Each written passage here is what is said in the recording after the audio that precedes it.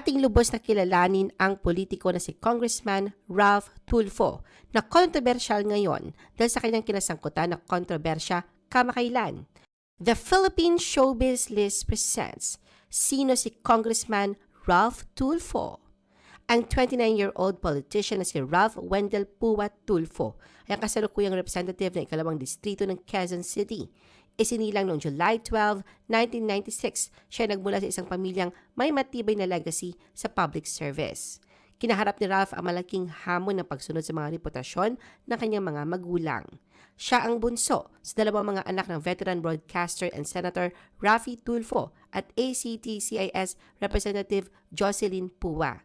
Ngunit nakagawa si Ralph ng sariling landas sa politika na nagpapakita na hindi lamang siya produkto ng kanyang angkan, kundi isang lingkod bayan sa kanyang sariling kakayahan. Nag-aral si Ralph ng kursong Mass Communication sa University of Santo Tomas at nagtapos noong 2018. Orihinal niyang plano na sundan ang yapak ng kanyang ama bilang broadcaster, kung saan ay madalas siyang lumabas sa public service program nito na Raffy Tulfo in Action. Pero ibang larangan ang kanyang tinahak. Ganun pa man, naroon pa din ang malaking impluwensya ng kanyang pamilya sa piniling karera. Sinimulan ni Ralph ang kanyang political career noong 2022 election. Noong sumali siya sa laban para sa Kongreso, ang kanyang nakakatandang kapatid na si Maricel ang nag-file ng kanyang Certificate of Candidacy dahil siya ay naka-quarantine matapos makipag-ugnayan sa isang individual na positibo sa COVID. Tumakbo si Ralph bilang isang independent candidate na sinuportahan ng lokal na partidong Serbisyo sa Bayan Party.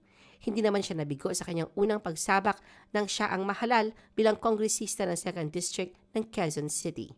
Kasabay ni Ralph sa pagsiserbisyo sa House of Representatives ang kanyang ina at ang kanyang tiyuhing si Erwin Tulfo na parehong mga kinatawan ng party list organization na Anti-Crime and Terrorism Community Involvement and Support.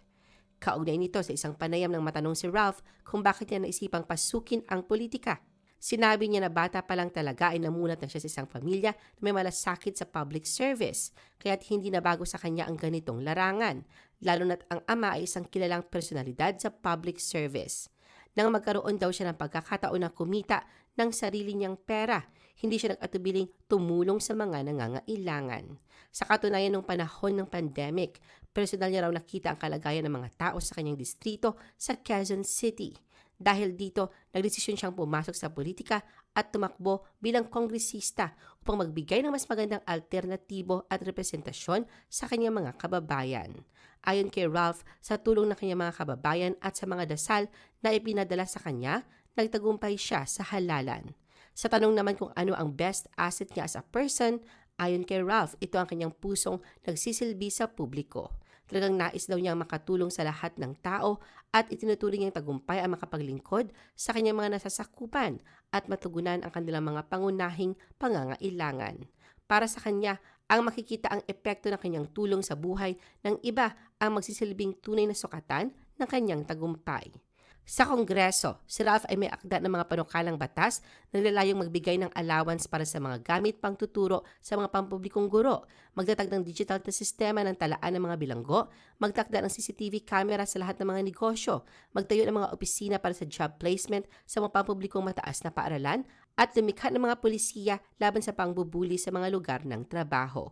Bumoto din siya pabor sa panukalang batas na nag-aamyenda ng absolute divorce at pabor sa pagbawi ng prangkisa ng media network na Sunshine Media Network International. Noong 2023, sumali si Ralph sa Partido Federal ng Pilipinas.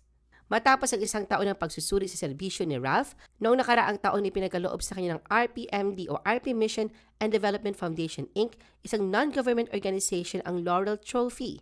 Ito ay ang Outstanding Public Servant Year 2023 bilang pagkilala sa kanyang mga natatanging kontribusyon sa pampublikong serbisyo. At sa pagnanais na mapagpatuloy ang kanyang nasimulan sa pagbibigay ng serbisyo publiko, muling tatakbo si Ralph para sa kanyang ikalawang termino sa darating na 2025 midterm election. Ralph on EDSA busway violation. Sa kabila ng pangangalaga sa kanyang imahe, lalo na sa pangalang dinadala, hindi naman nakatakas si Ralph sa kontrobersya.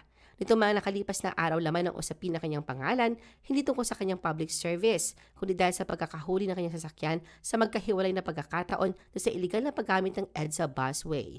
Sa kasalukuyan, ang lane ng EDSA busway ay tanging ginagamit lamang ng mga bus, mga sasakyang pang-emergency at mga piling mataas na opisyal tulad ng Pangulo, Vice President, House Speaker at Chief Justice of the Supreme Court. Ayon sa ulat ng Department of Transportation's Special Action and Intelligence Committee for Transportation, isang convoy na may kaugnayan sa isang mambabatas ang nahuli noong January 23 dahil sa hindi autorisadong paggamit ng EDSA busway. Ayon sa SAICT, nahuli rin ang parehong driver sa paggamit ng busway noong September 26, 2024. Ganun pa man, hindi tinukoy ng SAICT ang pangalan ng mambabatas na kasangkot sa insidente. At isang Facebook post noong January 28, inihingi ni Ralph ng paumanhin ang pagdaan ng kanyang sasakyan na minamaneho ng driver niya sa lane na nakareserba lamang sa mga bus. Itinanggi naman ni Ralph na nagbanggit o gumamit siya ng pangalang nasa posisyon at inabuso ang kanyang otoridad para makalusot sa insidente. Tinanggap nga raw nila ang tiket at kanilang pagkakamali ng walang pag-aalinlangan. Nabayaran na rin daw ang kaukulang multa sa ginawa niyang paglabag at magsasagawa sila ng mga kinakailangang seminar bilang bahagi ng parusa. Nangangako naman si Ralph na kanyang gagawin ang lahat ng hakbang upang maiwasan ang ganitong uri ng pagkakamali sa hinaharap. Samantala sa panayam kay Senator Raffy, dinipensahan niya ang kanyang anak sa pagsasabing wala siya nakikitang problema sa ginawa nito. Honest mistake nga raw ito. Punto niya, hindi ito tumakas at pinanagutan ang pagkakamali. Iginit din niyang hindi abusado ang kanyang anak, katulad ng paggamit ng plakang 8 kung saan ay karapatan nitong gumamit pero hindi. Muli niya binigyang diin na hindi nagsinungaling, hindi nagmura si Ralph at nagsorry ito sa kanya. Pero pinagalitan daw niya ito dahil sa pagkakamaling ginawa at sinabihan na humingi ng paumanhin hindi lang sa kanya kundi sa lahat, lalo na sa kanyang mga naperwisyo. Dagdag pa ni Raffy, sa pagkakaalam niya, nagmamadali ang kanyang anak at ang driver nga raw nito ang pumasok doon sa busway. Kaugnay nito sa anunsyo ng Land Transportation Office, binanggit ang tungkol sa ipinato na 5,000 pesos multa kay Ralph. Ayon sa LTO chief, hindi haharap ang kongresista sa anumang kasong may kinalaman sa trapiko, ngunit ibabawas sa kanyang apprehension mula sa 40 demerit points na itinatakda sa kanya. Dagdag pa ng LTO chief, walang ibang paglabag si Ralph at pinaliwanag na ang reckless driving ay pinapataw lamang kapag mayroong pagtatangkang tapakan ng enforcer na hindi naman nangyari sa insidenteng ito. Ang tanging pagkakamali lamang daw ni Ralph ay pagpasok sa bus lane at nahuli siya dahil dito.